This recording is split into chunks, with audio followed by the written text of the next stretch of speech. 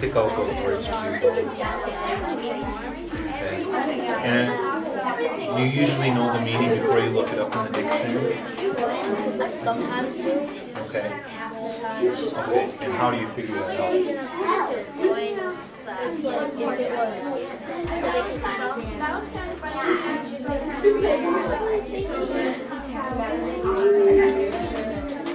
because it might be a word the first time you read it you didn't recognize it. What helps you to figure it out before you ever get to the dictionary?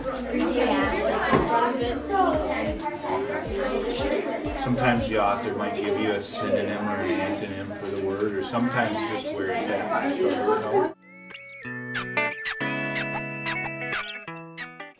How did you find out the definition of the word before you ever got to the dictionary? How do they explain the word?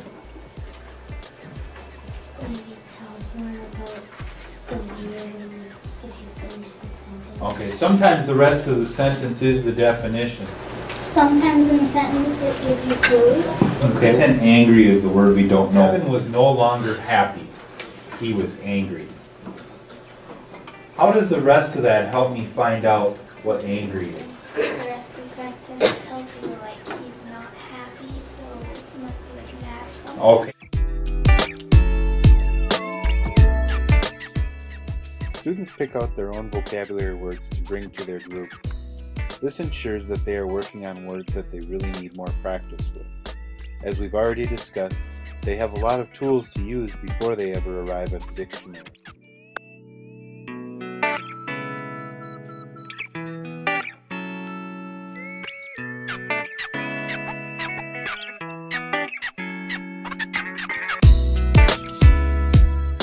Roscoe was eating at Gussie's for 6 months. Then Roscoe started turning into a bug.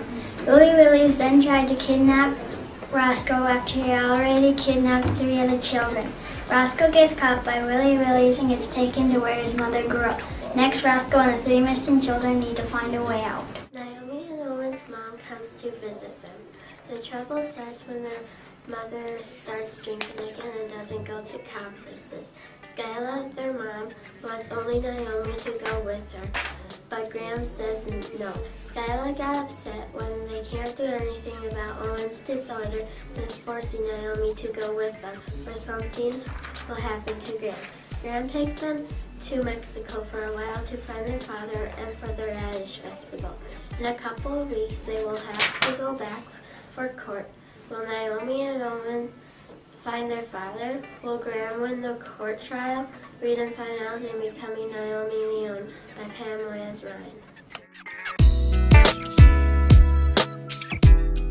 What's the main character's name? Soren. If I say was Soren brown, is that a good discussion question? Why?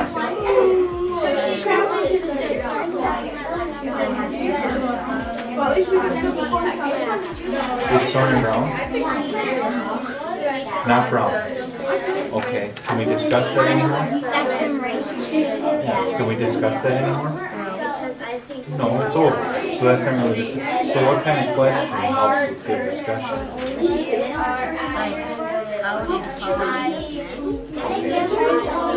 And so why is that a better discussion question than color?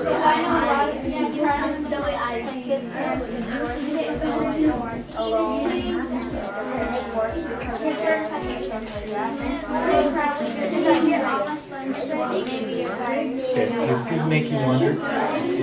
Is Ian's opinion always going to be the same as Jesse's opinion on that kind of question? No, that's the other thing. If people get to kind of defend their point or reason the story, they don't just have to say yes and think about the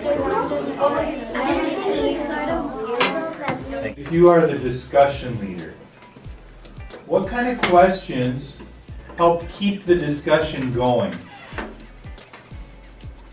What kind of questions help get the discussion started instead of stopping it right where it's at?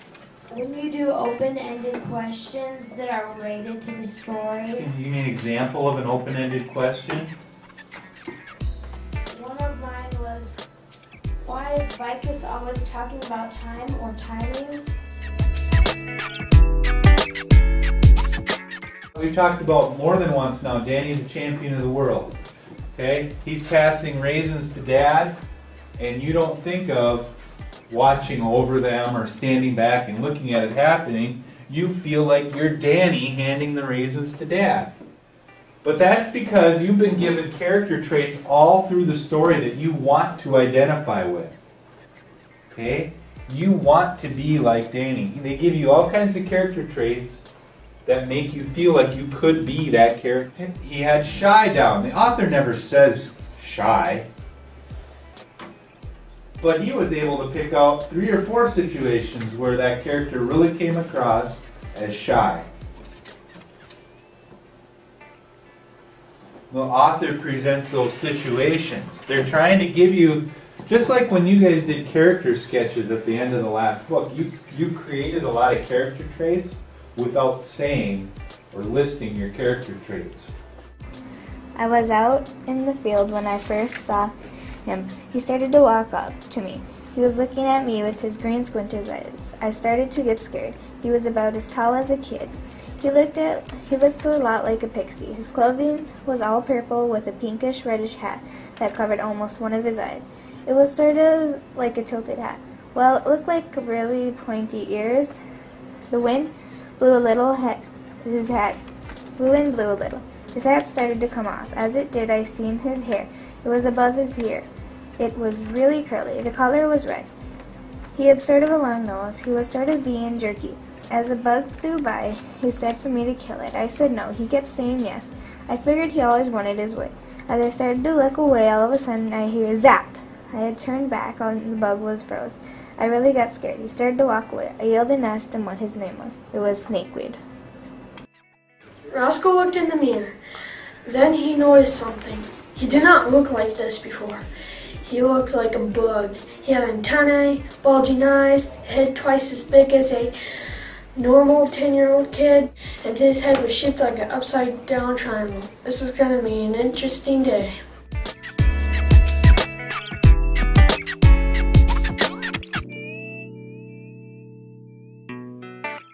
Students are asked to pick a character, choose traits that describe that character, and then find parts of the story that prove that their traits are accurate.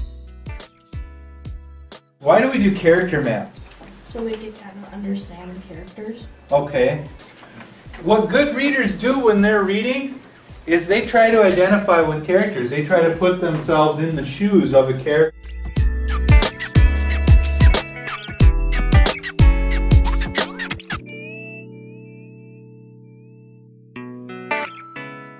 Students are asked to write a reflection. This could be a summary of the story so far. It can be an evaluation of the story. It could be a letter to a character. It could be a recommendation to a friend. This is also a chance for them to write what they like and dislike about how the author has written so far.